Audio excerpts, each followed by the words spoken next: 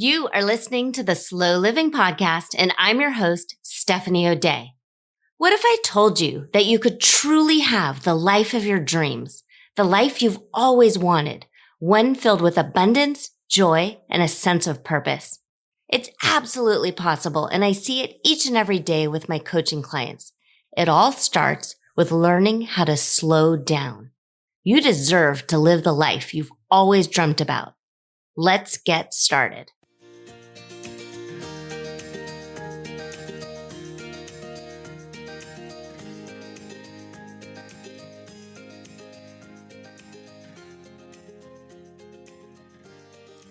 Hello, Slow Down Society. Steph here, and welcome back to episode number 97 of what I just am realizing is a two-part series of what I've decided is bad advice.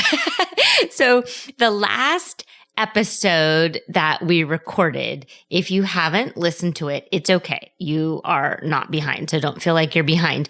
But I recorded an episode on how I thought feeling the fear and then doing it anyway is bad advice. It's not something that I live my life according to. It's not something I want my children to do. It's not something I would like you to do or anything that I advise my coaching clients to do. And it's interesting. I could do an add-on to that episode of number 96, but I'm just going to share it with you right now that before I started recording this one, 97, which we're going to call faking it, and how that's kind of bad advice too, that whole fake it till you make it advice. Not a fan. Don't think it's great. And I'll explain why. But when you're talking about fear, so back to that last episode, and this is kind of an add-on because it's still in my brain. Think about it when it comes to children and why dismissing a child's fear and telling them what they think is wrong or what they feel is wrong and not owning them and just owning that feeling and getting them comfortable with whatever it is that they're fearful for. So, I mean, just like it's just beyond silly when you think about it, that if someone is truly fearful and truly scared in some way, having them dismiss that feeling and just quote unquote do it anyway really doesn't make any sense. It doesn't make any sense. So we're going to throw that bad advice out the window. And today we're going to talk about bad advice number 2, which is faking it till you make it. I've never been a fan of that advice, and I'll explain why. But if you're new here, I just want to say welcome. Thank you. Thank you for being here.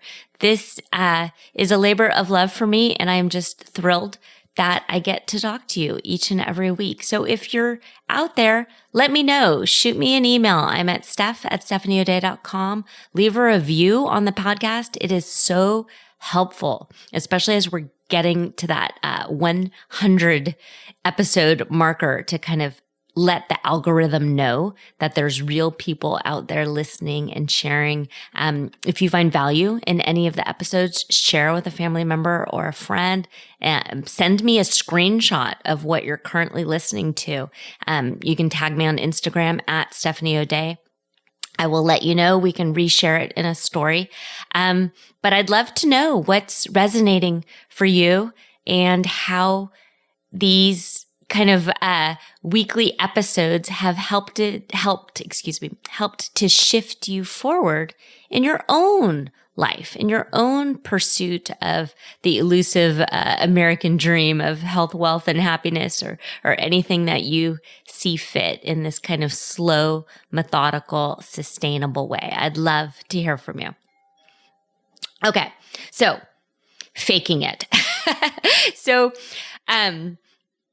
a piece of me wants to just kind of, I'm going to talk in code in case you've got little ones in the car or in the room right now. But let's say you are, quote unquote, faking it in your personal life in some aspect. you know deep down inside whether or not what you're doing is right, if it feels good, whether or not you are faking it. And when you are faking it, it feels phony baloney. Your mind and your body are not connected. It feels uncomfortable. You feel like you're doing something wrong. And that is something to pay attention to. So slow living is all about figuring out life on your terms, the Simply Look Only Within acronym for slow. So where is it you're going? What is it that you really want out of life? Oh, Sheldon is barking in the background. Sorry about that. That's because my youngest is handing off a cell phone. Her friend left a cell phone in the car, and so they're doing a handoff.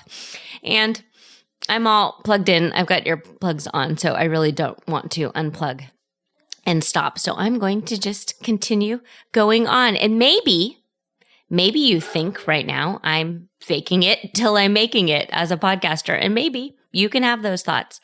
But I'm just going to keep doing what I think feels right to me. And for right now, it just feels like I'd rather plow on through.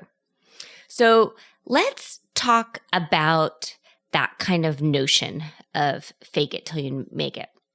And one of the reasons I wanted to record today is I was on a coaching call earlier this morning with a client who was offered a speaking, like a recurring speaking event, through the organization that she works with. And then from there's different opportunities to speak at a nonprofit.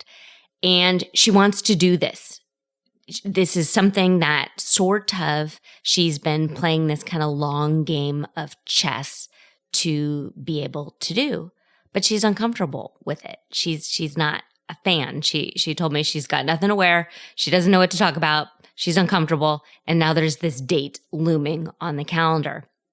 And I said, okay. I said, well, let's think about this for a while. What do you think I'm going to recommend for you? And she just sort of laughed and she says, you're just going to tell me to go out there and do it and to fake it till I make it. And so we were laughing. And I said, no, that's not actually what my best suggestion for you to do is. I want you to feel good when you're on stage. I want you to own that room. I want you to connect with the audience and really feel so good and so confident and so powerful in the message and the things that you're trying to embark upon that everyone is now eating out of the palm of your hand. And that doesn't come if you're faking it. It will not work. You will feel phony baloney in your body, and that then will come across to the audience members. So sometimes maybe it'll come across as like arrogant, like I'm so good, my you know what doesn't stink. No, everyone has felt that kind of energy before, and it's not genuine and it's not real. Instead, being a full-fledged 365-degree human is what is important. I said 365. That's how many days in a calendar year there are, Steph. Really what you mean is 360 degrees, which is a circle. So anyway, there you go. Full-fledged human, Steph O'Day. Okay, so I have a few different stories that I want to share with this because I have spoken on stage and I have done quote unquote hard things that I didn't used to do or things that might feel a little uncomfortable the first few times I do them. And so I walked her through this today on the phone and she's got some exercises to work into. But we talked about what she's really searching for is confidence and feeling confident and feeling like you know your stuff and you can go out there and do it and rock that stage, rock that presentation. And so we talked about that. So if you and you as the listener needed to go do something and you needed to be confident, this is the steps to take. So this isn't faking it. This is figuring out what you need to do to bridge the gap from where you are to where you want to be. So where you want to be in this situation and where my coaching client wants to be is she wants to be a confident, powerful speaker. So we talked about that. Okay, what does a confident, powerful speaker look like? What does she wear? What does her hair and makeup look like? How does she hold herself? How does she prepare in the few weeks before, the few nights before, the few hours before, the few minutes and seconds before a confident, powerful speaker takes the stage? And writing all of that out, journaling it, paying attention to what these steps are, now all of a sudden, you have the steps. You have the kind of paint by numbers approach of what a quote unquote confident, powerful speaker does. And it's something that you have decided, you have created. And now you're just going back and you're just coloring it in. You're matching up what you said you were going to do and checking off those boxes and doing those things. And think about that.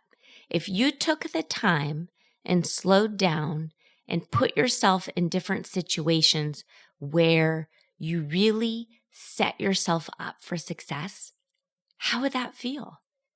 It would probably feel pretty gosh darn awesome. So that's when you know something is coming up and how to best prepare and how to get yourself from where you are to where you want to go. What happens if you are thrown into a situation where you didn't have time to prepare? How do you own it? How do you get to that situation where you feel confident?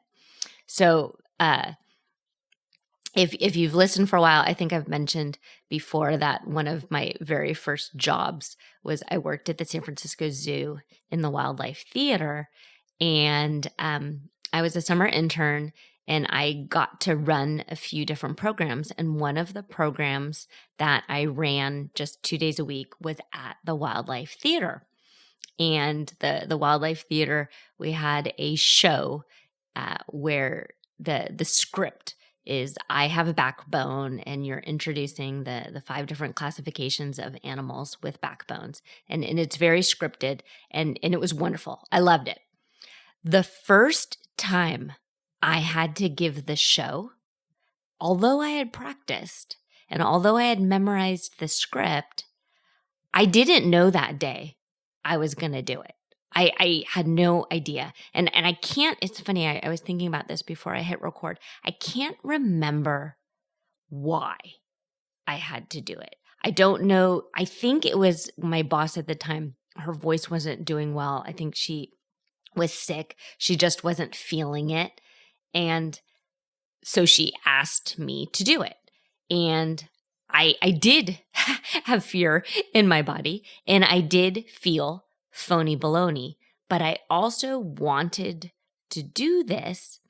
And so I said, okay, with very, very little prep, maybe 10 minutes of making the decision of, okay, Steph, you're going to do this, to now all of a sudden stepping out on stage. And we're talking Wildlife Theater stage. So maybe, I don't know, 60 to 70 people in the audience sitting on logs, and half of them are children. And it's just fine. This isn't going to go on my resume. This isn't going to be on LinkedIn. This isn't being recorded for a TED Talk. This is, I have a backbone at the San Francisco Zoo Wildlife Theater, and I was 16. Maybe I was 17. Anyway, so picture this. So picture this. I could channel Sophia from the Golden Girls. So picture it. Late 90s, foggy day in San Francisco. And I step out on stage and I start giving the talk. And I'm saying other people's words, other people's scripts, other people's kind of corny jokes of, why is the king snake called the king snake? And then you kind of cup your hand over the microphone and say, because it was Elvis's favorite pet. Ho, ho, ho. So silly, absolutely silly. And everything in my body and my brain felt uncomfortable because I was faking it. I didn't like what was happening. And you know what I did? I stopped. And I said, you know what? I need a second here. This is my very first time doing this show. And I'm feeling scared and nervous. And I'm sorry. And I just need to start over again. And thank you for being here. And let's start all over again. And so I did. And what did that do? One, I was fully and truly authentic and transparent in that moment. I owned my nerves. I owned that feeling of uncomfortableness. And instead of letting it get the best of me and allowing my voice to be shaky and allowing me to feel so uncomfortable, I stopped and I reset myself and I started up again. And that audience then rooted for me. I had them. And this wasn't like a pre-planned ploy in any way. I truly needed them to buoy me up and make me feel good. And they did. And all of these like precious older ladies and grandmas came up and hugged me and told me I did great. And it really helped boost my confidence. So then the next time I went out on stage, it went so much better. So much better. There's another sort of theory that comes around with the fake it till you make it. And it was a theory by Malcolm Gladwell. And when I was doing the Crockpot site, Malcolm Gladwell, his Outliers book had been like the book in all of the professional development and kind of blogging and tech circles. And the idea of you are an expert after doing something for 10,000 hours was floating around. And the funny thing is for a while, I thought it was 1,000 hours. And I'm like, well, that's just ridiculous. No one at all is an expert after only 1,000 hours of doing something. But that kept coming up in kind of like the bro tech circles. But then I actually looked it up, and it's not 1,000 hours. It's 10,000 hours. But 10,000 hours, if these 10,000 hours are a work day, a work week of 40 hours, it's only about 250 days on the job. And if you just start thinking about that, do you want your doctor who might be diagnosing you or diagnosing your child to only have been at it for 250 days and then just declare they're an expert and slapping it on their business card and stepping into it? I am an expert in neurosurgery. I'm like, no. Let's have a little bit more proof there. Let's have a little bit more evidence before you declare that you are an expert on something. When you think of it with parenting, so if that's like 250 days or something, it doesn't even make sense. What is that? That's like an 8-month-old. You are not an expert. Yeah, you are not an expert yet. I was thinking of it when it comes to teaching. So at least here in California, a school year is 180 days, and we absolutely count up the days, and then we count down the days, and all of the things. But the school year is 180 days. So if you've been teaching then for 250 days, that's only a year and change. Do you think that person is an expert teacher? No, I don't. And I work with teachers, and I know who are the expert teachers and who aren't. And they're usually the ones who have years and years and years and years and years under their belt. I was writing a parenting column for a while, and one of the editors emailed me and introduced me to someone as a parenting expert. I'm like, no, no, no. I think my oldest at the time was like 6. I'm like, I am not a parenting expert. No, like we're all just trying to do the best we can at any given time. So one at one point we rebranded the A Year of Slow Cooking website. So it was A Year of Crockpotting, but Crockpot is a registered trademark. So it was rebranded as A Year of Slow Cooking, and the agent that I was working with at the time kept having me do like radio interviews and stuff like that, which was wonderful and amazing. And I kept being introduced as a slow cooker expert or a crockpot expert and things like that.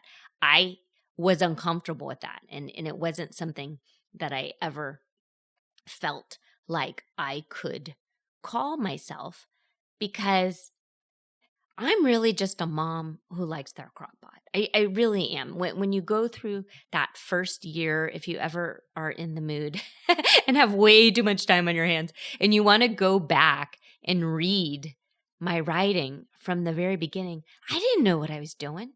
It was experimental. It was, I wonder if this would work. Let's try it.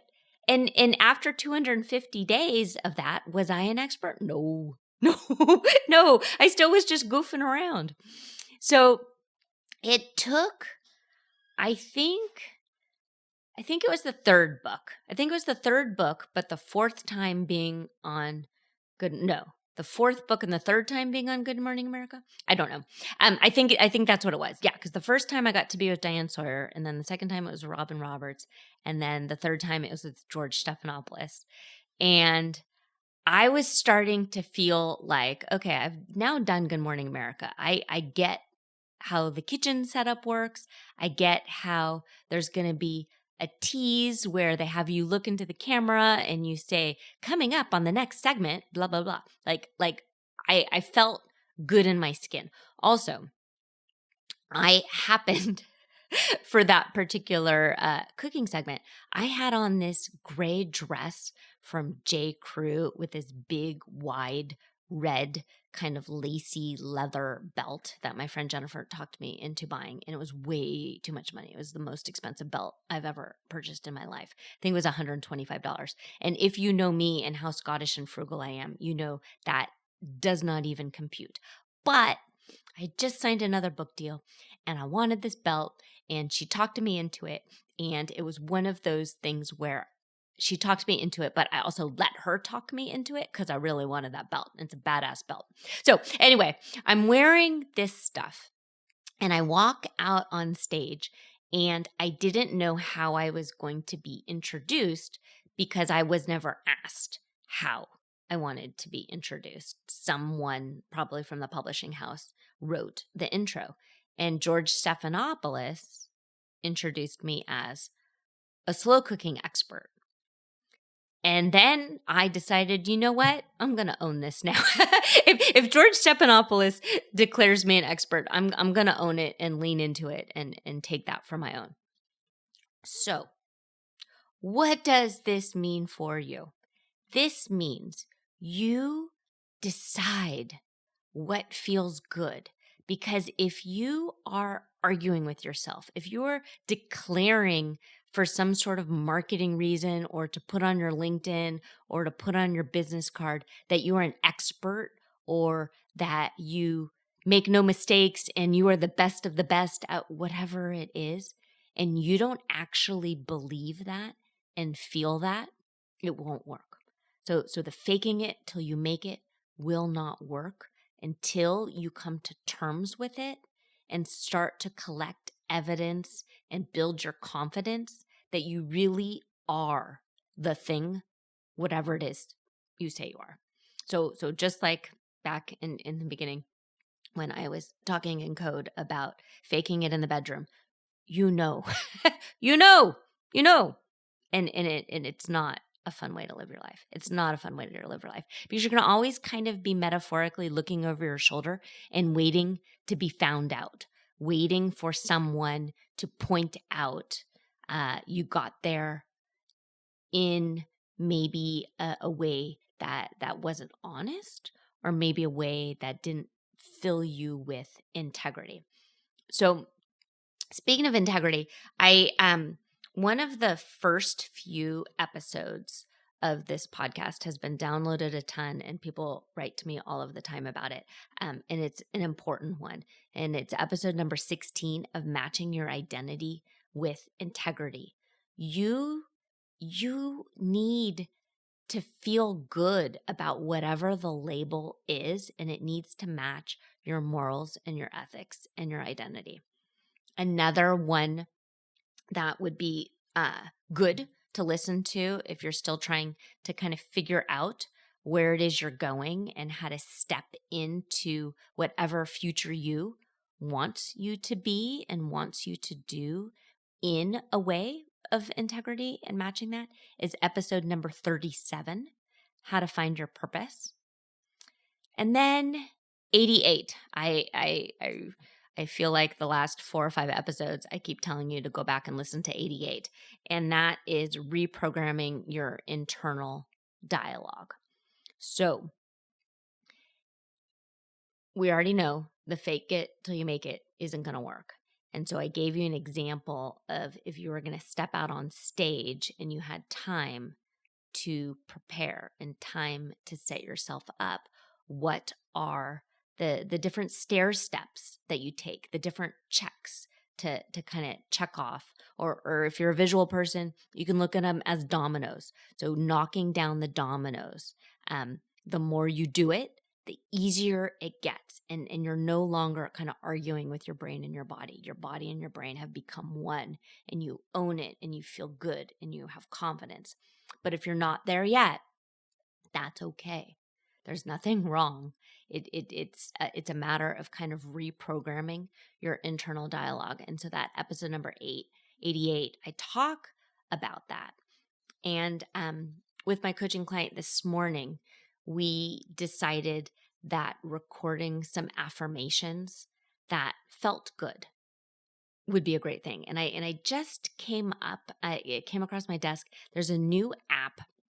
I've got an iPhone. I don't know what it's like on an Android, but the iPhone app is called Parrot, Parrot. It is a pink icon with a white parrot in it. And you can record your own voice stating affirmations that ring true to you, that feel true to you. Because if you're stating things that you don't believe, your brain's going to argue, and that won't work. So state things that maybe haven't exactly truly come true, but you're working towards, such as I am successful. You might not be successful or feel successful right this very second, but if you believe you can be successful, that is okay to write them in the future tense. So I don't think my coaching client is listening to this, but if she is, I am going to read them, but I have omitted anything that might point to you. So don't worry about that. Okay. So this was on a shared Google Doc that we did. And so these are some affirmations, and you write out and do the ones that feel right to you. But I wanted to give you an example of what a grouping of affirmations might sound like and look like. So then you can write out your own and then record them in any type of voice to text app or that Parrot app, or even just on a voice memo and put it on repeat. Okay. I am successful. I choose to be successful. Everything I do well. People are attracted to me. I am financially free. Money is a commodity. I love money, and money loves me. Money is a useful tool to help me help others. I am very healthy and will live a long, healthy, prosperous life. I take care of my family, and they too live long, healthy, prosperous lives. I work out often. I listen to my body and feed it nutritious food. Everything I do well. We love where we live and are proud of our home. My children are healthy and secure and visit often. I drink water all day long. I sleep like a rock. I love my life. Okay. All right. So hopefully that helps give you some ideas of what affirmations might work for you to then get you to a place where you don't ever have that thought of faking it till you make it, because you're working on it bit by bit, inch by inch, each and every day. And you'll get there slowly, steadily, and sustainably. All right, pretty people. Thank you again for being here. Consider yourself loved and hugged. And I think you are absolutely wonderful.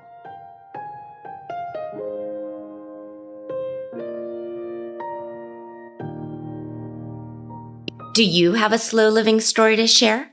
Leave me a voicemail at stephanieodea.com/podcast with any questions, comments, feedback, or testimonials, and I will be sure to include it in an upcoming episode. Also, if you found value in this episode, please share it with your family and friends and subscribe through your favorite podcast provider. The more you share, comment, and leave positive reviews, the more people we can reach and share the slow living lifestyle and messaging. Thank you, Slow Down Society, and have an absolutely wonderful day.